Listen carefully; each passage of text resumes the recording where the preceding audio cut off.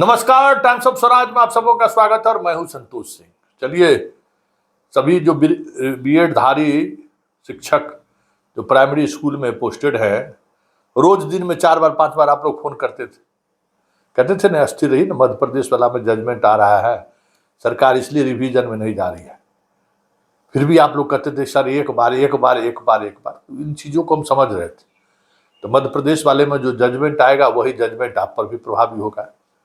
तब तो जजमेंट आ गया भाई, 11 अगस्त 2023 के बाद अगर आपकी बहाली हुई होगी तो फिर आपकी नौकरी चली जाएगी। उससे पहले आप बहाल होंगे तो सभी लोग नौकरी में रहेंगे। तो बिहार में जो भी बीएड धारी हैं, जिनको प्राथमिक विद्यालय में जिनकी नियुक्ति हुई थी, वो अब बने रहेंगे। सुप्रीम कोर्ट से तो यही फैसला हुआ है और सुप्रीम कोर्ट के इस फैसले के बाद हमें लगता है कि जो कुछ भी तकनीकी कुछ पहलू उत्पन्न हुई थी, वो सारी पहलुओं में अब हमें लगता है कि सेटल कर जाएगा। और खास करके जो हमारे टीचर बंधु थे, जो खास करके सबसे ज़्यादा परेशान थे, हजारों शिक्षकों की नौकरी खतरे में थी, उन्हें तो कम से कम ये राहत मिल गई।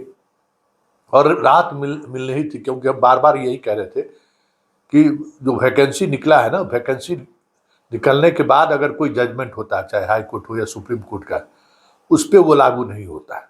ये मान्य एक जुडिशियरी माइंडसेट है कि अगर कोई फैसला लेना है तो ये देखना है कि उससे पहले अगर वैकेंसी निकल गई है तो फिर उसको उस पर लागू नहीं होता है।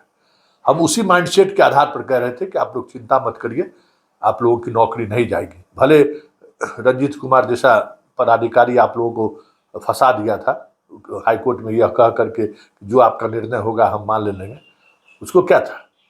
तो उस समय में तो पूरा हीरो बन रहा था, पूरा ट्विटर से लेके सोशल पेज तक वाहवाही लूट रहा था कि देखिए हम सबको नौकरी दिला दी। लेकिन चलिए, सुप्रीम कोर्ट का ये जजमेंट हमें लगता है कि आपको बड़ी राहत है।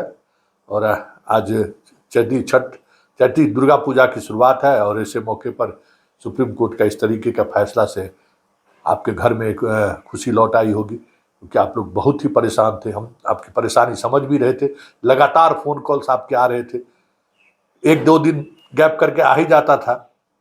बीच में 1-2 को हम डांट भी दिए कि भाई आप काहे परेशान हैं, आप अपना नौकरी कीजिए, आपको नौकरी से तो नहीं हटाया है, तो नहीं, वेतन आपका तो बंद नहीं किया है, तो नहीं, हमको तो आराम से नौकरी कीजिए। मध्य प्रदेश के मामले में जो फैसला होगा वो आप पर, तो नहीं सर इतना ही रिवीजन करने का इतना ही वक्त है, इसके बाद जो है सो ये नहीं हो सकता है।